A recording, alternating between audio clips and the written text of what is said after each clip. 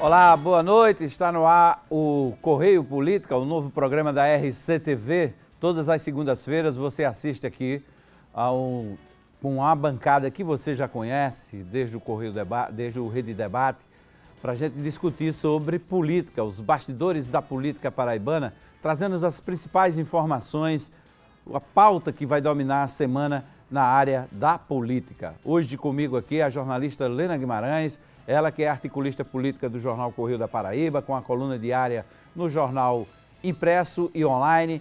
Ecleton Monteiro, apresentador do Correio, do programa da Rádio Correio, e também é colunista na coluna Informe do jornal Correio da Paraíba, Correio impresso e Correio online. Tem muitos temas hoje, na noite de hoje, dessa segunda-feira, para a gente debater aqui. Afinal de contas, amanhã retornam as atividades à Assembleia Legislativa, a Câmara Municipal de João Pessoa. Já tem mudança importante no plenário, tanto da Câmara como da Assembleia, e não só por conta da ida de Tovar Correia Lima para a Secretaria do município de Campina Grande, Secretaria de Ciência e Tecnologia. Hoje à noite, a SECOM, a Secretaria de Comunicação da Prefeitura, anunciou algumas mudanças na composição da base aliada do prefeito Luciano Cartacho, e isso tem reflexo direto também nessa composição lá no plenário da Câmara Municipal. Vamos debater tudo isso porque também nós estamos chegando amanhã em agosto e é um mês decisivo, inclusive, para o presidente da República, Michel Temer. Lena Guimarães, boa noite. Boa noite, Hermes.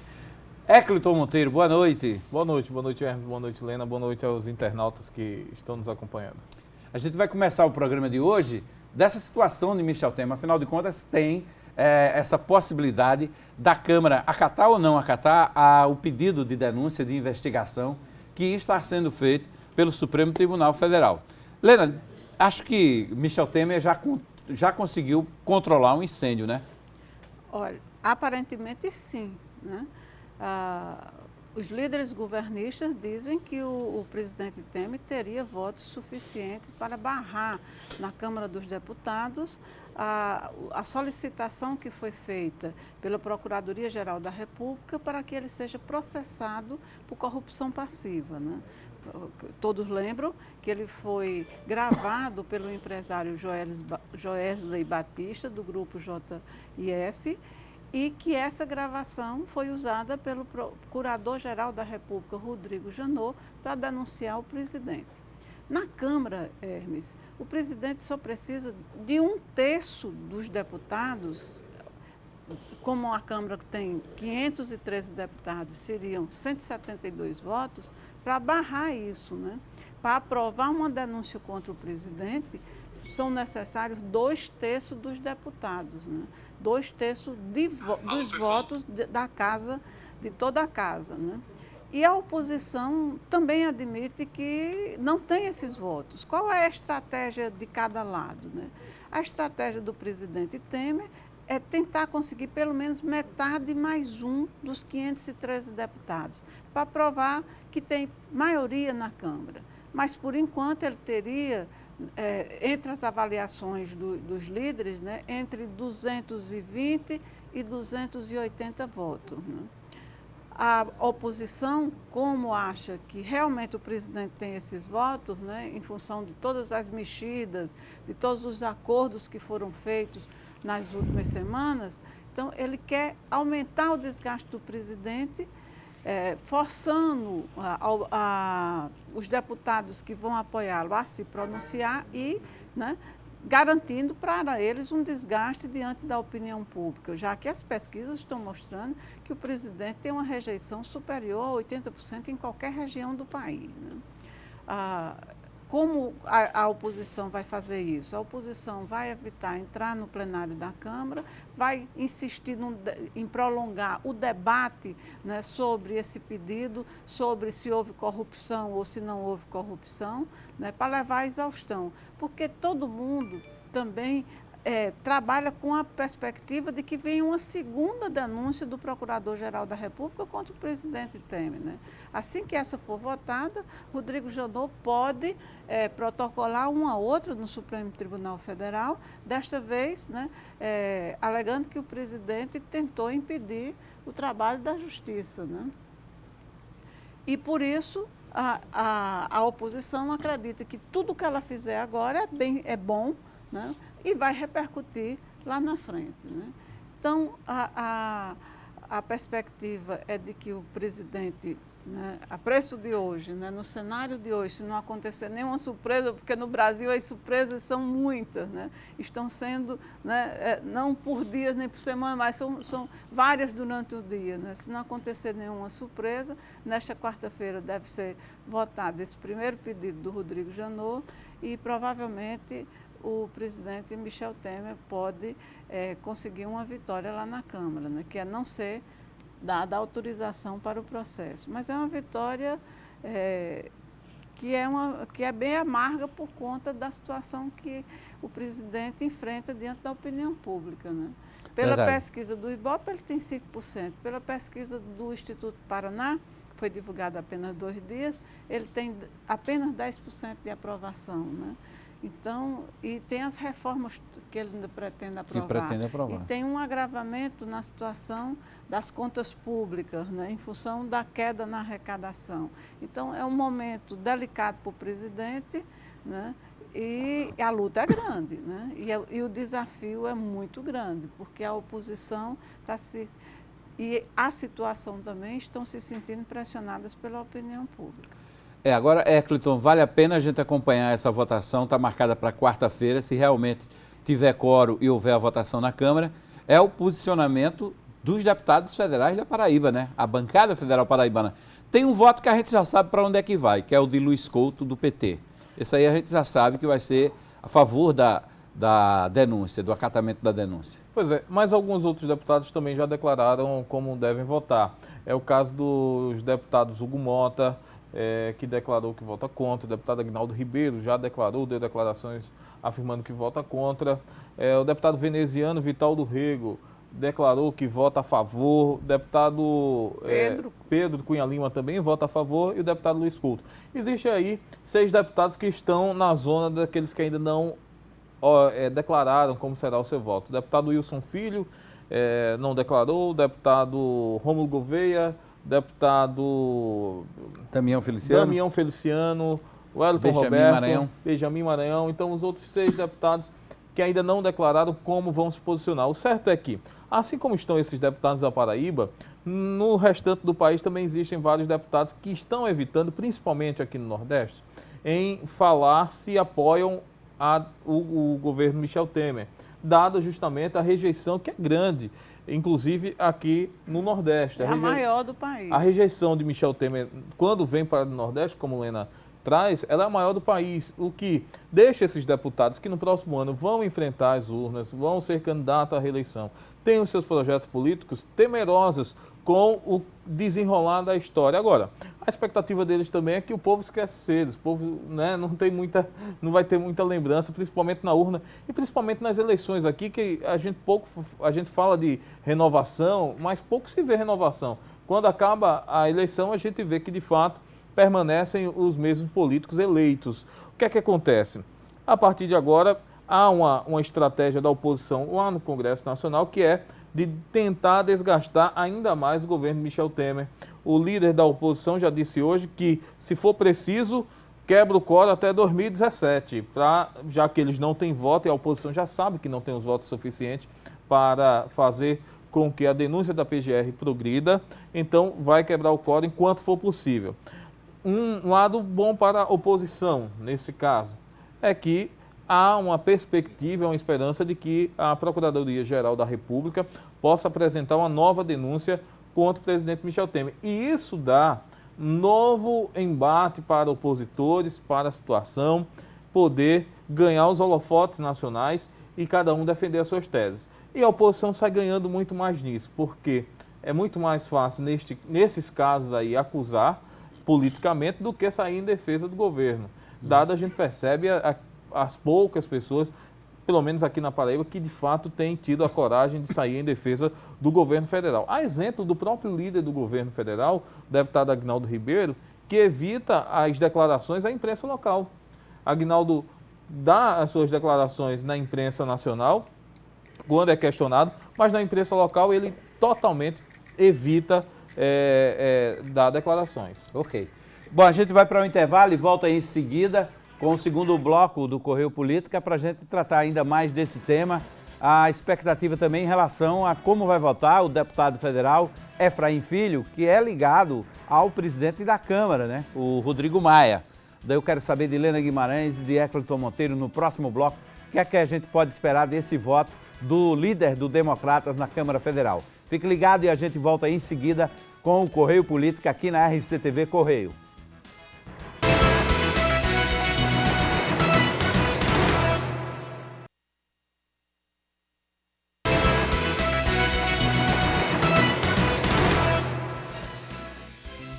Estamos de volta com o Correio Política, hoje aqui nos estúdios, Lena Guimarães, Eklton Monteiro. A gente está falando aí nesse início de programa da agenda da semana, porque é uma agenda importante, a agenda política lá em Brasília, porque tem votação na Câmara Federal, pelo menos está prevista a votação para quarta-feira, a convocação está sendo esperada para quarta-feira, mas são precisos mais de 340 deputados presentes, são 342 exatamente, não é isso, Lena? 2/3. 2/3, 342 presentes no plenário para dar início, para ter quórum para a votação desse pedido de investigação por parte do Supremo Tribunal Federal. Só relembrando, quem ainda não está acompanhando o caso, que há um parecer contrário a esse pedido do Supremo Tribunal Federal, porque lá na Comissão de Constituição e Justiça, o parecer original foi derrotado. O parecer era pelo acatamento, mas foi derrotado com a força da bancada governista. Na Câmara Federal, Eklton já adiantou os votos de alguns deputados federais da Paraíba, como Pedro Cunha Lima, Veneziano Vital do Rego, o próprio Luiz Couto, que esses aí já declararam que votam a favor do andamento dessa denúncia, mas tem deputado que deve votar contra. E tem outros que a gente espera, a expectativa é como eles vão se posicionar. A expectativa maior, talvez, da bancada é em relação a Efraim Filho, porque ele é o presidente do Democratas, extremamente ligado ao presidente, é o líder do Democrata, ligado ao presidente da Câmara Federal, Rodrigo Maia, que é do Democratas do Rio de Janeiro, que andou se assanhando, né, para assumir o mandato presidencial. E aí, Lena, Efraim Moraes, como é? Segue a orientação do Palácio do Planalto ou vai com o Democratas, vai votar a favor? Eu acho que ele vai seguir a orientação de Rodrigo Maia. De Rodrigo Maia. Rodrigo Maia dependendo do voto dele, a gente sabe o posicionamento de Rodrigo Maia. Isso. Eu acho que o deputado Rodrigo Maia, ele se queimou porque ele fez movimentos muito ostensivos, né, em determinado momento, né, e se queimou porque ele, se o presidente, qual é o rito desse caso, né? A Procuradoria-Geral da República pediu, né, ao Supremo Tribunal Federal que encaminhasse à Câmara o pedido para que ele prosseguisse com as investigações contra o presidente. Se o plenário da Câmara aprovar, esse caso volta para o Supremo e o Supremo vai examinar a questão jurídica, se tem fundamentos ou se não, né? Se o Supremo acatar, né, o pedido da Procuradoria-Geral da República, imediatamente o presidente é afastado por 6 meses. Quem assume? O presidente da Câmara, Rodrigo Maia, né? Então, durante 6 meses, o presidente é investigado e julgado. Se for julgado e condenado, haverá uma nova eleição e essa eleição será indireta. Estando no cargo, Rodrigo Maia seria um candidato fortíssimo à reeleição, né? Por conta disso, todo mundo ficou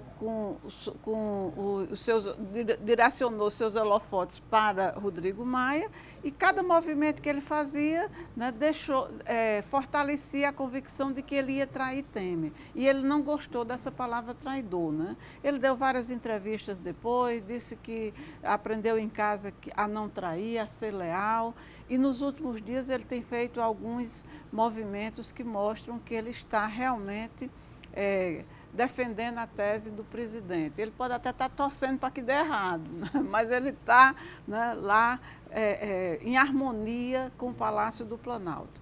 Mas se der errado, ele é o beneficiário. Exatamente. Eu acho que aí, Lena, tem até um detalhe importante, que é o seguinte: como a Maré tem demonstrado, as perspectivas de voto têm demonstrado de que a oposição não tem voto suficiente para fazer progredir a denúncia, nesse primeiro momento o DEM vota contra. Vai esperar a próxima denúncia. Porque para que se queimar agora, já que se disse aliado, se pode esperar mais um pouco. Isso.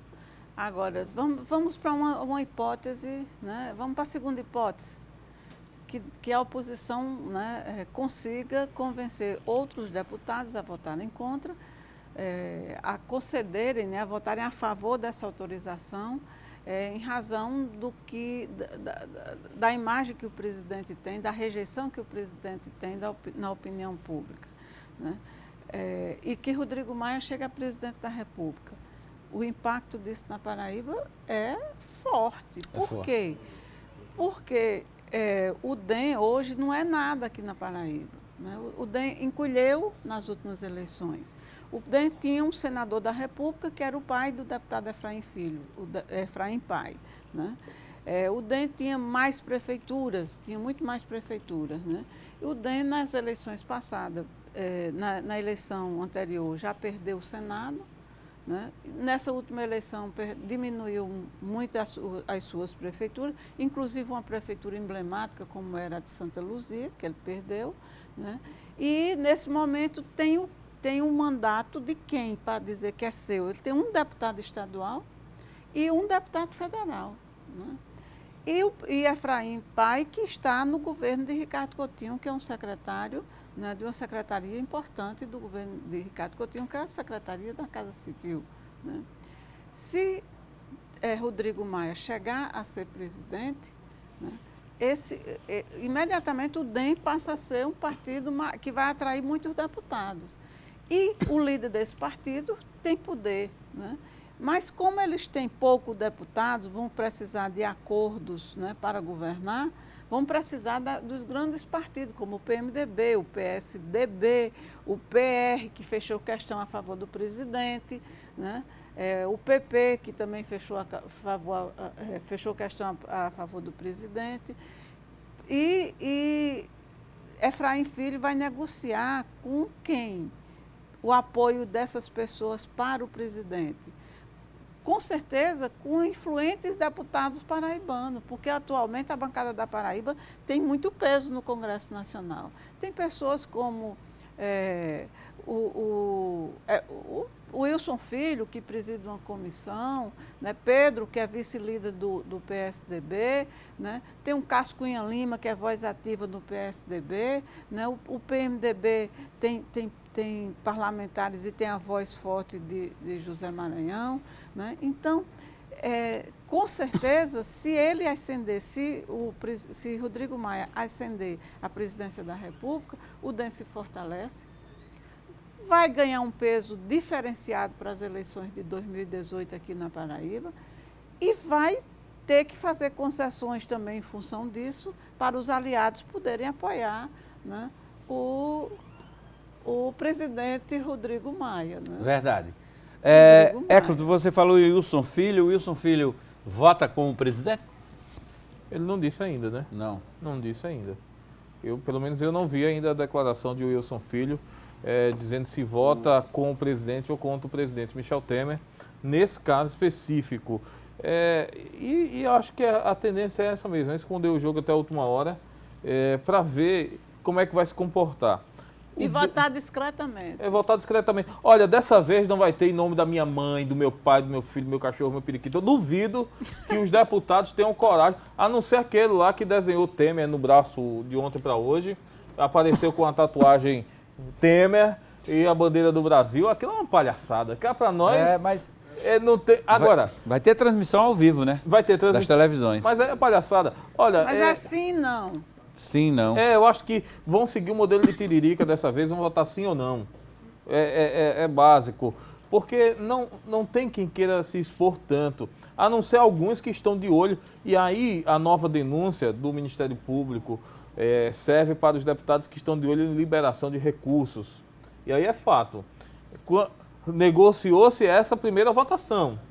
A próxima votação o governo vai ter que negociar novamente com cada deputado. Espero eu muito que na próxima votação não tenhamos um novo reajuste de impostos, como o presidente Michel Temer promoveu na última semana com o aumento dos impostos da gasolina e do diesel, álcool, para bancar as dívidas do país. Espero eu que esse rombo não cresça muito. Não, mas em nome da verdade, o aumento não foi por conta das emendas. Mas foi por conta do rombo das contas do país. Sim, porque as emendas... Vamos lá, não é dinheiro para o deputado nem para o senador. São impositivas. É dinheiro, não é nem isso. É um projeto. Você sabe como é liberado a emenda? O prefeito é obrigado, o deputado faz uma emenda para a Prefeitura de João Pessoa, a Prefeitura de João Pessoa é obrigada a levar o projeto para o Ministério lá em Brasília, o projeto ser aprovado, certo? Para só então os recursos serem liberados, certo? E vai prestar conta disso. É porque todo mundo diz, não, porque liberou as emendas, fica a ideia de que é um dinheiro para o parlamentar. E não é. Mas... Né? É bom que a gente deixe claro que o que é que o parlamentar ganha aí, a não ser que tenha um acerto dele com o prefeito lá, outro acerto que a gente desconheça, porque depois da Lava Jato a gente pode admitir tudo, né? Mas pela regra, certo? O que o parlamentar, o deputado ganha, é o discurso para na campanha ele dizer, olha, tem aquele hospital ali, mas aquele hospital foi o meu trabalho parlamentar que conseguiu viabilizar. Tem aquele posto de saúde ali, tem aquela escola, foi uma emenda minha ação parlamentar que conseguiu viabilizar. Certo? Então, é uma forma, o governo federal pensa nos grandes projetos e os deputados pensam nos municípios que ele representa. Com as emendas parlamentares, elas foram criadas, né, para quê? Para viabilizar os projetos de pequenos municípios que normalmente não teriam vez. Né? Elas não são uma coisa assim, não são uma ilegalidade. Não são. A ilegalidade estaria no governo usar a liberação, certo? Para garantir o voto, mas que o dinheiro nem é para o deputado. E ele vai fazer um bem quando chegar nas comunidades, isso vai. Agora, a ilegalidade é como uma chantagem, né? Eu apresso, eu libero agora, mas você me garante seu voto. É uma pressão, eu vou trocar a palavra chantagem por pressão. Né? Aí é onde está errado. Mas é justamente isso que eu estava colocando. Que na próxima votação que houver da Procuradoria, o governo federal terá que negociar novamente com sua base. Quantos dos deputados federais não foram chamados para jantar com Michel Temer? Não foram chamados para discutir com o presidente como seria a votação? O Palácio do Planalto se preocupou. E havendo uma nova denúncia, pode ser que alguns dos deputados que hoje já declaram voto a favor do governo contra a denúncia, possam ter que analisar novamente o processo, ver se há diferença entre a proposta de agora, a proposta que vai vir depois, e o governo vai ter que chamar esses deputados novamente a negociar. E qual a forma legal do governo negociar? É liberando recursos para as bases eleitorais desses deputados. Não há ilegalidade, pelo contrário. Nesse momento, eu acho que os deputados, eles até aproveitam para prestigiar as suas bases eleitorais. Como Lena relatou aqui, os deputados estão atentos a pequenos municípios que são suas bases eleitorais, que eles precisam ter com o prefeito uma aliança e fortifica-se essa aliança quando o deputado federal consegue destinar o recurso final para uma obra no município, onde o prefeito fica bem na fita e o deputado, que também é apoiado por aquele prefeito, também fica, porque nos pequenos municípios principalmente, vale muito o que o prefeito quer. Um cabo eleitoral como um prefeito no interior do estado é importantíssimo. E daí a importância dessa liberação de emendas que vem acontecendo, e em uma próxima denúncia pode haver uma nova rodada de negociação onde os projetos já existem, diversas prefeituras têm projetos, mas não têm os recursos liberados.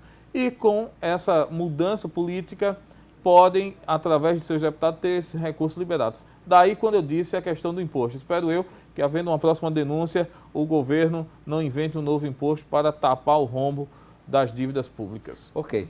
Vamos para mais um intervalo e a gente volta em seguida com o terceiro e último bloco do Correio Política aqui na RCTV Correio. Fique ligado e a gente volta em seguida.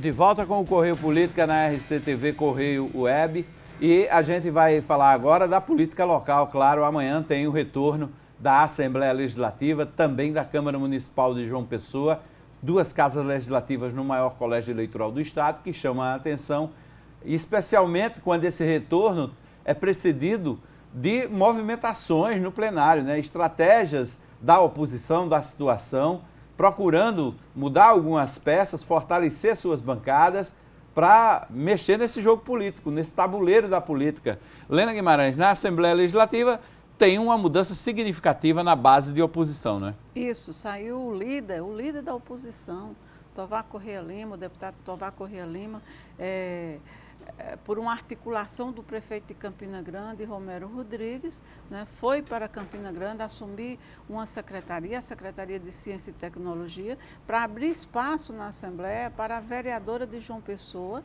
Elisa Virgínia, que tinha o sonho de ser deputada. Na eleição de 2014, a Elisa Virgínia tirou mais de 20 mil votos, mas não entrou porque a coligação dela, né, a coligação da qual o PSDB foi comandada pelo PSDB, exigia, né, uma votação muito alta, né?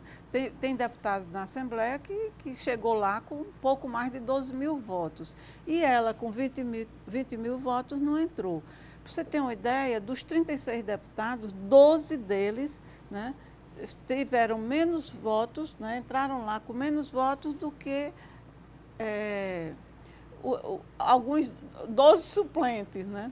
Com 12 suplentes, né? Então, outros que não conseguiram entrar na Assembleia por conta das composições da coligação e desse voto proporcional. Então, a Elisa Virgínia vai assumir amanhã, ela tem um perfil muito próprio, ela já avisou que vai ser uma deputada que não se curva, né? Já mandou seu recado, né? Que tem opiniões próprias e não se curva a ninguém, né? E parece que já chega na Assembleia, Hermes, como vice-líder do bloco de oposição, né? Então, ela na Câmara, ela é conhecida por uma atuação, por fazer discursos marcantes, por ter uma atuação em defesa de causas, né, com posições de centro, né, a centro-direita, né? E na Assembleia Legislativa vai ser um contraponto muito forte, né? Por exemplo, a deputada Estela Bezerra, né? Como hoje ela era na Câmara, a vereadora Sandra Marrocos, né? Com a ida dela para a Assembleia, né, ficou claro, né, que o desejo do prefeito de Campina Grande de polarizar a campanha, né, com o prefeito de João Pessoa, Luciano Cartacho. Por você ver, Hermes, nas eleições passadas, era o bloco governista contra o bloco oposicionista. A polarização acontecia nesses termos, né? Como o bloco governista não tem ainda um nome forte, né? Não tem ainda um nome definido, né? O governador citou João Azevedo, mas ele não está escolhido, não está indicado, né? Verdade. Tá como os outros da oposição postulantes, mas na oposição, a oposição partiu na frente, né? E está fazendo muitos movimentos, e hoje há uma polarização entre o prefeito de Campina Grande, Romero Rodrigues, e o prefeito de João Pessoa, Luciano Cartacho. Então, o prefeito de Campina Grande colocou os pezinhos dele em João Pessoa e as mãozinhas também. Por quê? Ele levou Elisa para a Assembleia Legislativa e abriu espaço lá na Câmara para a posse do suplente, Marmuto e Cavalcante. Então, o prefeito tem hoje um vereador que é vereador graças ao prefeito Romero Rodrigues e tem uma deputada que é deputada graças ao prefeito Romero Rodrigues. Verdade. E o que foi que fez o prefeito de João Pessoa, né? O prefeito que nessa semana comemora o aniversário de nossa cidade, né? Dessa linda cidade chamada João Pessoa, né? Fez uma reforma, né? Para aproveitar esse movimento. Como o Marmute foi para a Câmara, abriu uma vaga lá no Instituto de Previdência, né? Ele tirou a secretária da Mulher e botou lá na Secretaria Executiva, que era o cargo de Marmute, e na Secretaria da Mulher promoveu Lídia Moura, uma campinense e presidente do PMN, de um partido. É uma mulher, é uma guerreira, é uma mulher que percorre a Paraíba todinha, né, fazendo movimentos. Então, enquanto um marca uma presença aqui, o outro destaca uma campinense. Verdade, né? Verdade. Agora, Cleiton... E ainda mudou o líder, viu? Sim, mudou o líder. É isso mesmo. Abriu espaço no PROCON para Elton René. Ele puxou Elton René da Câmara, abriu vaga na Câmara para o capitão. Né? Carlão da Consolação. Isso. E promoveu para líder Milanês Neto. Verdade. Agora, Cleiton, você que acompanha mais de perto lá a Câmara Municipal, esse movimento de tirar Elton René da liderança vem se afastando, né? Parece que o prefeito deixou a coisa esfriar e efetivou essa mudança agora, né? Pouca gente lembrou nessa mudança que essa pedra foi cantada. Inclusive eu cheguei a dar lá no blog essa mudança há um bom tempo e estava decidido já. Eles apenas estavam tentando não fazer com que fosse tão dramático. E se tivesse sido no final do semestre, teria sido de fato dramático, porque o vereador Elton René vinha tendo a sua liderança questionada por muito tempo. Aliás, o vereador Elton René teve a liderança dele questionada desde o momento em que foi escolhido pelo prefeito Luciano Cartacho. Enfrentou resistência desde o início do mandato do prefeito Luciano Cartacho, do segundo mandato, quando Elton René foi definido líder do governo e parece que estrategicamente foi escolhido mesmo para levar ali um momento difícil, se queimar mesmo com alguns colegas nos bastidores da Câmara e não resolver muita coisa. A queixa principal que a bancada tinha com o vereador Elton René era o seguinte, é que as demandas não eram resolvidas, as demandas dos vereadores. Vale lembrar que o prefeito, nesse período, reduziu o número de indicados de vereadores na prefeitura. O prefeito cortou muitos benefícios, supostos benefícios que esses vereadores teriam junto à administração municipal. E isso causou, durante um bom tempo, uma revolta dentro da bancada. E Elton René absolveu esse ele era o prefeito dentro da Câmara, ele era a representação do prefeito. E qual é a queixa da bancada? É que a bancada apresentava as demandas, a bancada apresentava as queixas e Elton René não resolvia. O vereador ia para Elton, depois ia para Zênede, depois ia para Ildeovânio, para enfim conseguir conversar com o prefeito e tentar resolver as suas demandas. E essa poda foi muito ruim para a liderança de Elton René, que também sonhava em voltar para o PROCON.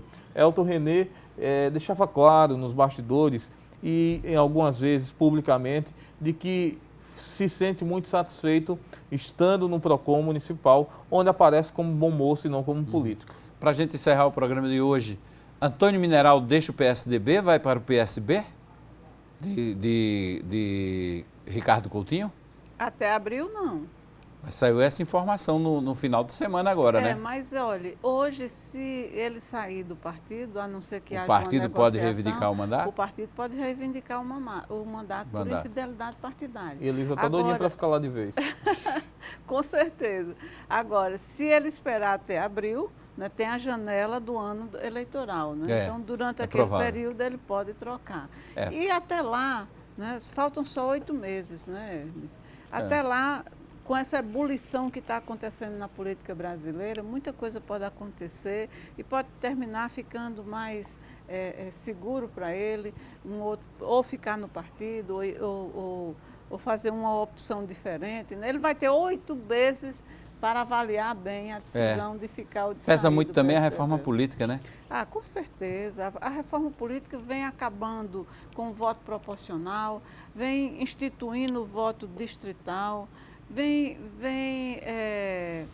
criando as cláusulas de barreira, né? Então, tem muita coisa aí que pode, a lista, voto em lista, né? Tem muita coisa aí que pode desestimular mudança, principalmente para pequeno partido. Viu? Verdade. Ok. Final do Correio Política desta segunda-feira. Deixa eu agradecer aqui a presença de Lena Guimarães. Lena, obrigado pela presença. Boa noite. Boa noite, né?